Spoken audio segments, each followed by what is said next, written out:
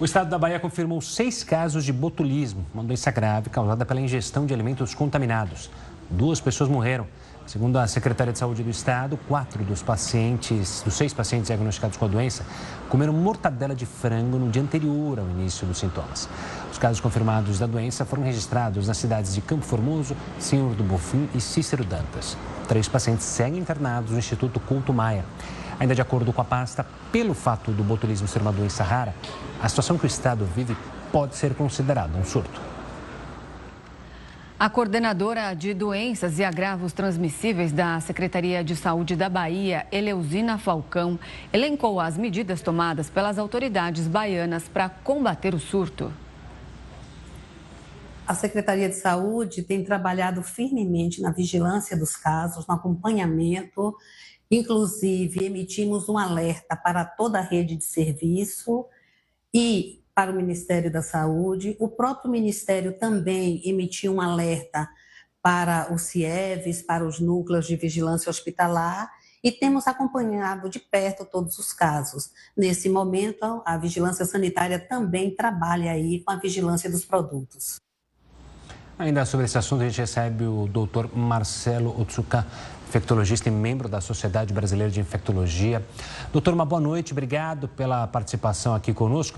Primeiro, eu queria falar um pouco mais do botulismo, entender um pouco mais da doença, já que ela é uma doença rara, mas causa um medo quando a gente fala enorme, afinal já temos mortes registradas, pessoas infectadas. O que é basicamente o botulismo? E ela é uma doença que pode levar à morte rapidamente, só em casos específicos? Boa noite, um prazer enorme estar com vocês, obrigado pelo convite. O botulismo, e muita gente vai até achar estranho, né? Quando a gente fala de botulismo, o Botox também vem com essa ideia. O botulismo é provocado por uma bactéria, que é o Clostridium, que ela produz uma toxina que leva a uma paralisia dos nervos. E essa paralisia, que é simétrica, né, a gente fala, ela é proporcional dos dois lados, ela pode levar, inclusive, à paralisia respiratória. Pode ser um quadro muito grave, sim. Então, ela tem uma alta taxa de mortalidade, mas, felizmente, ela é rara. A bactéria, a gente se encontra muito facilmente, mas ela precisa de algumas situações específicas para ter uma quantidade da toxina que possa provocar a doença. E nessa situação, lógico, fala a favor de que o cuidado com o alimento, na conservação do alimento, no preparo do alimento, não foi adequado. Doutor Marcelo, uma boa noite. A gente citou nesse caso específico, a gente está até mostrando as imagens da mortadela. Existem alimentos que são mais suscetíveis a concentrar essa bactéria? Na verdade, é o preparo do alimento que dá o problema. É lógico que nos alimentos relacionados a carnes é mais frequente que isso aconteça, tá? Mas ele pode acontecer em várias situações e é muito da conservação, de você ter uma situação de situações específicas que favorecem o crescimento da bactéria nesse meio. E é muito relacionado ao não preparo adequado, à não conservação adequada da carne, e diz muito respeito ao frigorífico, local que preparou a carne de uma forma inadequada. Doutor, quais são os tratamentos e também quais são os sintomas que o botulismo causa?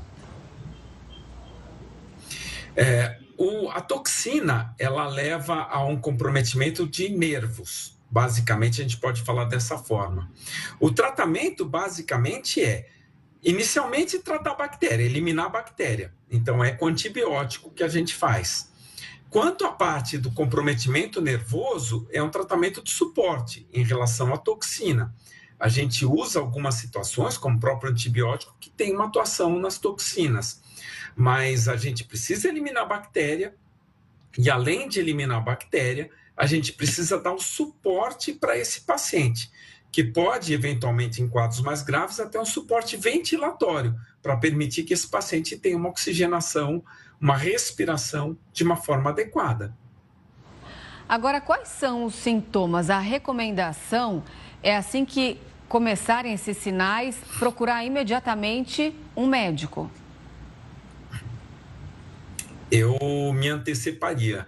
Eu acho que o primeiro passo é a gente ter observação na qualidade do alimento que você está comprando para garantir que isso não aconteça. Alimentos que estão estufados, que dão um aspecto de que a qualidade na conservação não está adequada, eles já não devem ser ingeridos.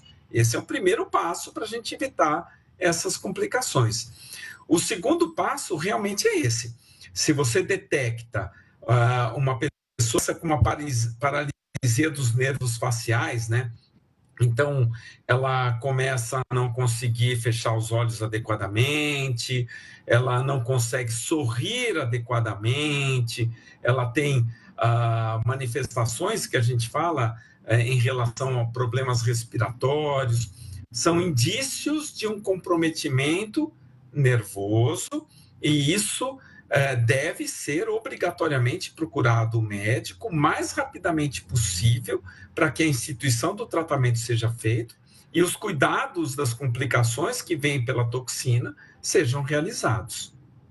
Doutor, do ponto de vista de saúde pública, a gente viu a secretária falando da situação na Bahia, que a gente, como é uma doença rara, pode até ser considerado um surto. O quanto é importante a importância de se identificar justamente a fonte dessa doença para que novos casos não surjam?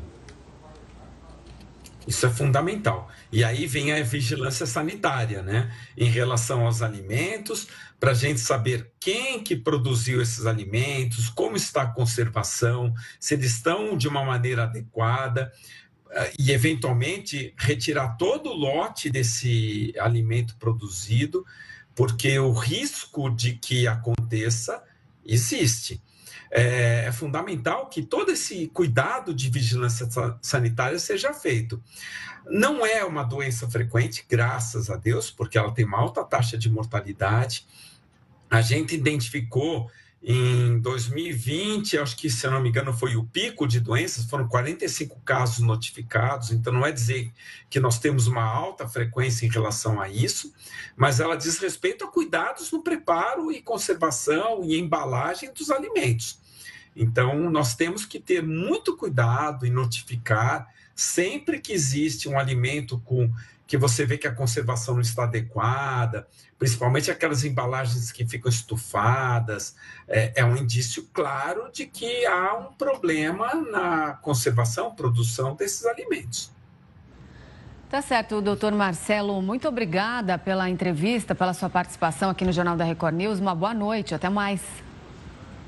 Boa noite, de novo um prazer participar com vocês. Obrigado.